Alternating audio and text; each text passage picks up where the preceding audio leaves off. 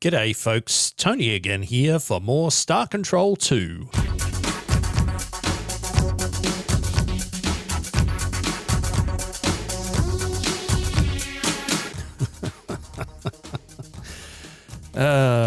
Well, here we are folks, the Ur-Quan lurking around, and we've stumbled into them rather foolishly, but that one's on me, not on you, dear viewers, so let's have a chat with them and see how it goes.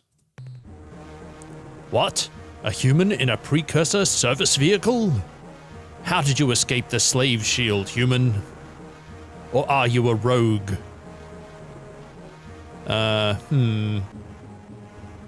Let's try... do we want a curious approach? Do we want a holier-than-thou approach? Yeah, let's go with this one. Why do you wish to enslave us? Although you consider us the enemy, these conclusions are flawed. We are your salvation. We bring you peace.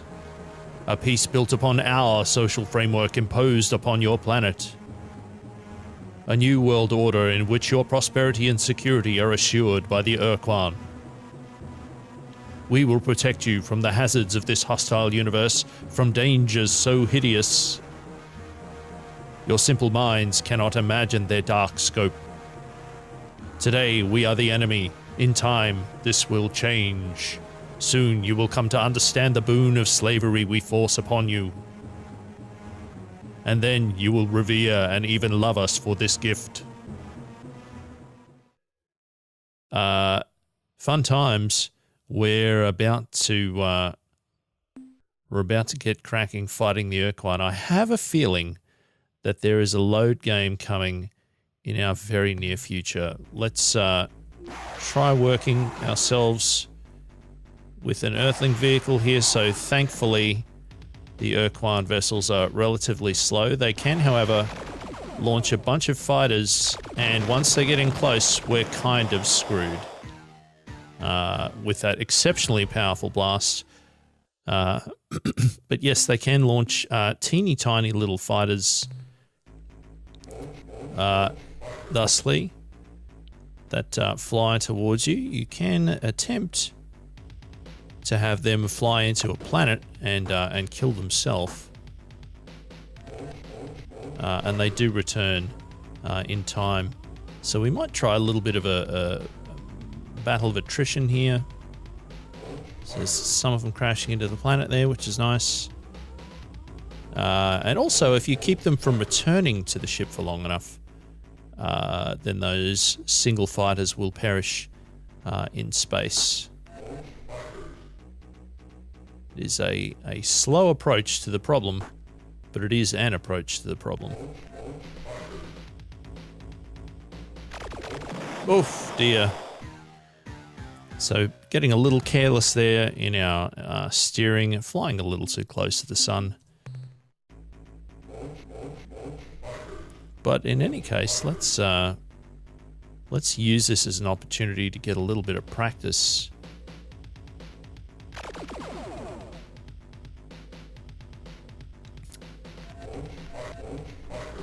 So I'm going to try and keep the... Going to try and get the ships to stay as close to that planet as possible, because we're a lot more maneuverable. Damn, not quite.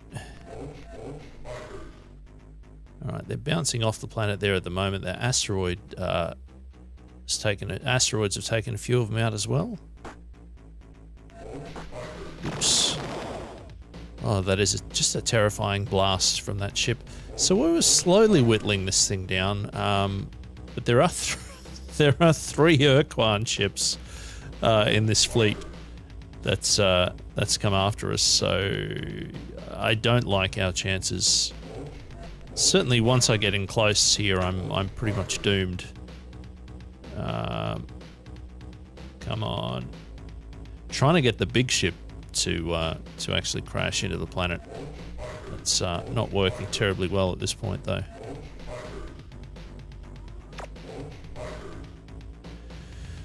All right. Woo.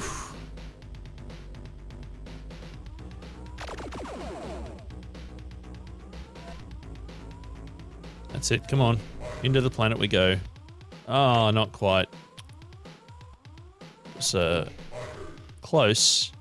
I'm not quite sure how sophisticated the steering of this thing is in terms of its ability to easily avoid things. I don't know how much margin for error the thing has, but I am getting a little frustrated. So let's change strategy here, and we're going to try coming in. That turning arc is quite swift for the ship, and all it takes is one hit and we're done. So it's all up to Captain Clapton here in the dank. I don't like how this is going to go, but it does appear that we're a little faster than that ship, which is nice. We'll try and use that to our advantage, and we can shoot directly backwards, although I'm not sure at our relative range compared to that vessel. Oh dear, well that's not going to help matters at all, is it? Damn. That was not what we needed. So a front-on assault here isn't going to help terribly much. Particularly when something like that happens, we're pretty much done, so we're just going to call it. And there we have it. Those are the Ur-Quan. So we're going to load the game again. We might go back to an earlier version because there is no digging out of this hole in a timely fashion. Alrighty, folks, we're back again.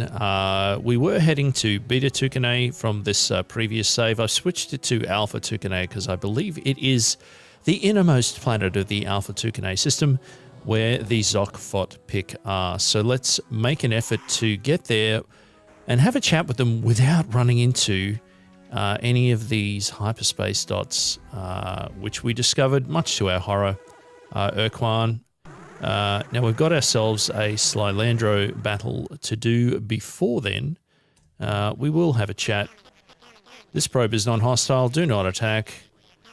Sure, what's the use? I bet regardless of what I say, you'll just attack. Priority set at point of origin. Behavior follows dictated priorities. Priority override, new behavior dictated. Must break target into component compounds. So the same thing that we've seen many times over. Shall we just get right to it and try shooting with this? I think that might be worth giving it a go. Come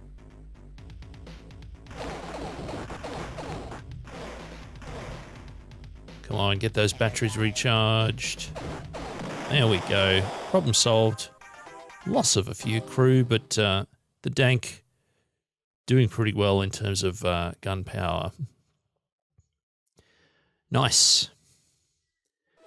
At some point in time, we're going to crack that nut, and the Slylandro won't be attacking us all the time, but I don't recall exactly how that worked or whom we have to speak to or what we have to do in order to rectify that issue.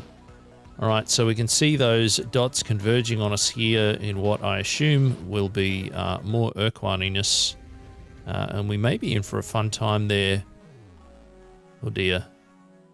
I think I know what that is, and that is also not a good thing to be seeing, because that is not a Zokfot pick ship. That is a race whose name I can't remember, but they're essentially the other Ur-Quan faction.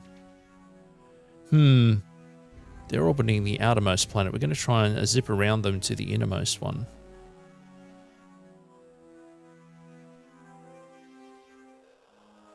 Which has a nice green orbit ring.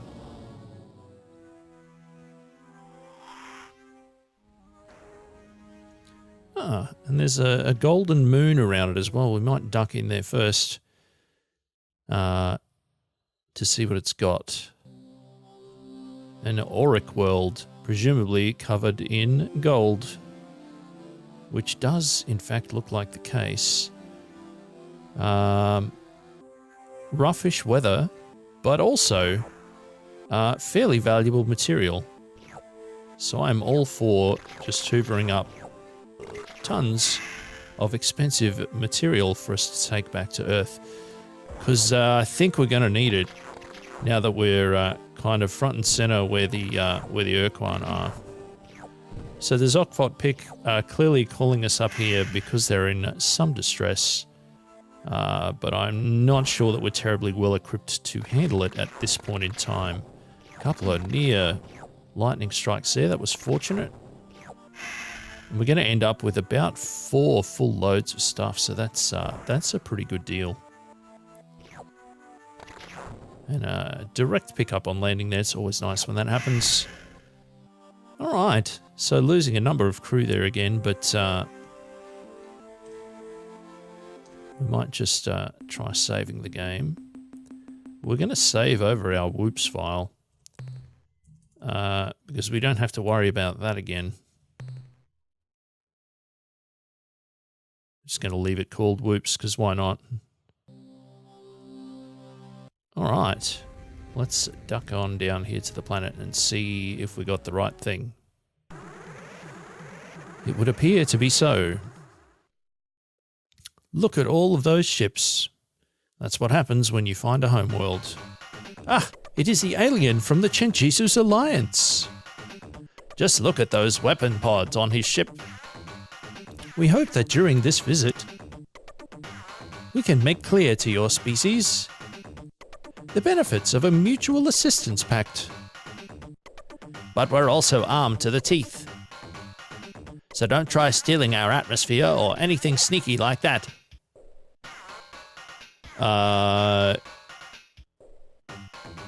Hey, any news about the war between the two alien races? No, we have nothing new to report. Nope, not a thing. So what's happening around here? We had a close call last week. One of those black ships was snooping around the system. But before it got to our world, some of the green ships warped in, hailed the vessel, calling it a Core R vessel, and identifying themselves as Ur-Quan. Once these formalities had been established, they proceeded to destroy the black vessel, and then left immediately thereafter. We got lucky. Hey, I have traveled here to seek an alliance between our peoples. How wonderful, we accept. Hooray! How marvelous. Yeehaw! Captain, we are delighted that your people have made this choice. Now we won't get slaughtered. In exchange for our cooperation helping you with captains and ship designs, all that we ask for is your protection, so we don't get slaughtered. We shall begin fulfilling our commitment at once. We will transport officers and our Stinger design to your base immediately. Why, heck, maybe I'll even make the trip to your planet. I'd make a good starship captain. I'm pretty darn mean in a fight. And there ain't nobody better than me. With a thrusting Stinger tongue attack. Interesting. Hey, I would like some specific information. Sure, what do you want to know? Just ask away. Can you describe your Stinger starship? The Stinger is the peak of our technological prowess. It's totally awesome. These vessels are cheap to build and can be quite effective in short-range combat. They turn on a small brown thing that's real small. Remember though, against most ships, the Stinger must close distance immediately and give unrelenting tongue attacks until either the enemy or the Stinger is destroyed. Yeah, the tonguing is the best part. Interesting. Hey, does that guy in the back ever say anything? Nope. Not a word. I'm glad we cleared that up. What do you know about other alien races? Not much, to tell the truth. This space exploration stuff is kinda new to us. Besides the green alien ships Which have only tried to kill us, and the black alien ships, which have actually been quite successful at killing us. the only other starships we have encountered are strange tumbling red probes, which profess to be on a peaceful mission, But then attack like slavering Zebrankies. We believe that the probes are actually robotic scouts, which have suffered some kind of malfunction, resulting in their aberrant behavior. And what's worse, they are multiplying. Yes, that's true. The probes seem to be replicating at a geometric rate. I.e., that means if there was only one last week, then next month, wait a minute, let me calculate. That means next month there will be a whole mess of those things. By backtracing the probe's course paths, we have been able to calculate that the source of the probes is somewhere on a direct line that includes our star and Epsilon Muscae. Go get him, Captain. Ah, cool. How about that? Hey, tell me more about your people. Cultural exchange. A good idea. Yeah, let's tell him about Frungy. Be quiet, you fool. He asked a serious question. He doesn't want to know about Frungy. How do you know? What makes you so smart? You never even asked him if he wants to know about Frungy. Why, I'll bet right now he's wondering, what is this wonderful sport, Frungy? How is it played? What kind of equipment do you need to play Frungy? And I wonder who's ahead in the Frungy championships. Ugh, will you just shut up about Frungy? If you say another word about that stupid game, I'm going to lose control and blow a cloud of spores at you. Yeah, okay, don't blow your sack. I won't mention Frungy again, I promise. Well, Captain, as you can probably see, our culture's predominant trait, its greatest strength and weakness, is the diverse interactions between Zoc, Fot, and Pick. Frungy! Hey, what was your history like? Our past, quite a broad topic for this short conversation, but we'll share a key piece of our history with you. After we killed off the last Zebranki, we faced an interesting dilemma. Should we proceed and establish a culture which would advance in art, technology, and social sophistication? Or should we just go back into the forest and kick back and enjoy ourselves, knowing that a Zebranki wasn't going to jump out of a bush and eat us? Well, we did go back into the forest. We stayed there for about 5,000 years and had a great time. Then one stormy day, a Zoc, a Fot, and a Pick were walking up a steep path, looking for something good to eat, when a bolt of lightning struck nearby. With a huge flash of light, the bolt of energy carved a strange-shaped chunk of granite out of a cliff. It was a disc with a hole in the middle. As the rock began to roll down the hill towards the three terrified beings, some dry grass got caught in its hole, and since the rock was still hot, the grass caught on fire. When the rock finally got to the Zoc, the Fot, and the Pick, they simultaneously discovered the wheel, fire, and religion, thus catapulting them on the road onto the road of progress, which has led us to this day, Captain. Oh, how did the flaming wheel give religion to our culture, you ask? I will explain. You see, when it got to the threesome, the flaming wheel was going at a pretty good clip, and it ran smack into the Zoc, killing him. The Fot and the Pick felt so bad. They really liked that Zoc, that they decided the Zoc hadn't really died when the wheel flattened him. He had just gone to a better place. Presumably one without lethal flaming wheels. Nice. That's enough for now, thanks. Anything else? Bye, Zoc. Bye, Fot. Bye, Pick. Goodbye, Captain. See ya. Hey, we did it. We've got another species in our alliance. So that's nice to know. They haven't given us any ships straight off the bat, but now that we've done this, I think... a dilemma. Let's keep the numbers the same. I think the next thing that we need to do is maybe go and have a chat with that black ship that's lurking around. There's one other planet to look at that's free of spaceships. And then the Cora is cruising around that other planet there. Looks like they're vaguely heading in our direction, and they're not moving terribly fast.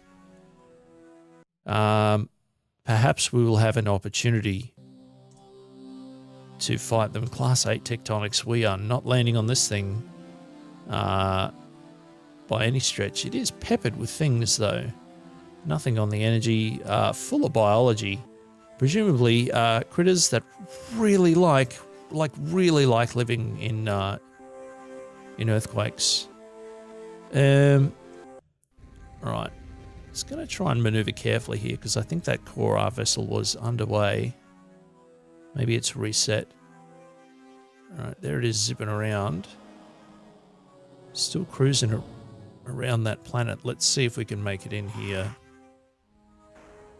without getting intercepted. Doesn't look like it's coming out. There it goes. Oh, there's a bunch of them now. We don't want to get all of them in here at once. So let's quickly scoot through and hopefully also quickly scoot out. Is this a treasure world? It is a treasure world. Beautiful. I'm glad that we snuck in here. No energy readings, no biological readings, just a big old bunch of treasure to pick up, which I guess is why there's a hostile vessel swarming around it. Silver, delicious, platinum, scrumptious, more platinum, very appetizing. So we have a fairly profitable cargo haul here for us to take back to Earth. 80 fuel. We've still got plenty of fuel to return to Earth. Although I think we are going to want to steer widely around some of the systems in between us and home. Just, I know this is becoming increasingly tedious, but we will persist with being cautious in our save games. Because games of this era are very unforgiving, and having multiple steps to roll back to is typically advisable. I think we're going to be able to get away, and we are. Well done, us. So now that we've managed to scoot out of there, I think we're probably best to try heading home. I do just want to have a quick look at some of these systems around here to try and find Camillopardus, no. Craterus, no. Crucis, no. No. Chameleons, no. Okay, so just trying to find that line or something similar to the line that the Zocfot pick we're talking about in terms of where the Slylandro might be coming from. There are some maps online for Star Control 2 where we can see the names of the different regions and the systems. Taurus, all right. So that might be a better approach rather than manually just trying to zip around here. No, nothing immediate. Okie dokie. So we did come all the way around this side of Sparthy space on the way through, so I think we might head around the other direction on the way back. So Beetlejuice is here, and that's a memorable name, so we might make that our destination. We've been hauled into to an encounter here. We might be in a ton of trouble. It's only one Ur-Quan vessel, so that's better than the 3 before. Let's try our best. I think we've seen this conversation before.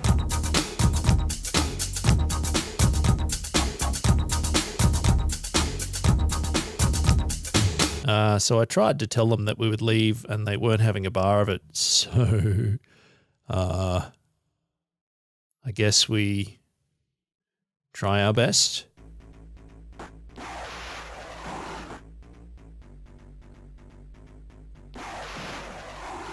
Thankfully, the planet intervening there to allow us to stay at range. Provided that we can get some shots off, we can do a bit of damage, but Earthling vessel's not terribly fast. So we do run into some problems. Right, slowly being able to destroy some of those around the planet. Getting hit by them a few too many times here, though.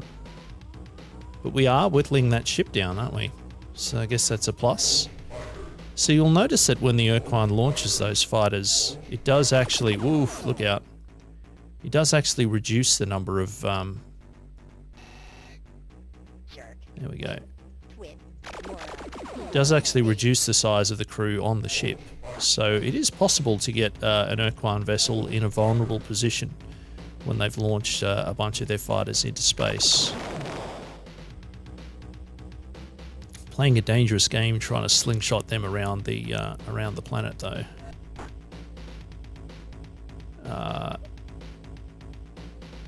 Because the extra momentum that you can pick up can sometimes result in the ship catching you unintentionally.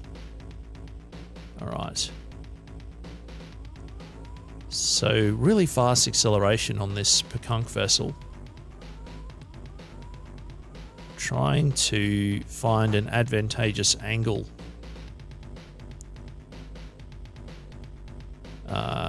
with us and the planet. I'm not quite sure what the planet is. There it is up here. Let's try getting this to work. All of these asteroids getting bounced off is not assisting in my plan. And the ship certainly seems to have given up on the fighter launching side of things. Oh, that turning circle just is real scary. So perhaps the AI getting as frustrated with his engagement as I am. Oh dear. Oh, hooray, it happened. So I've been waiting for some time for that to occur. There is a chance, sometimes, when a Pekunk vessel dies, for it to be resurrected. And that's what just happened. Which is mighty nice to see. Now, we just got the Ur-Quan to crash into the planet there. Doesn't appear to be going to make that mistake again. Ugh. Trying to get an angle of fire there as we fly past. Oops. Is tricky. Ugh, and the range also is pretty bad.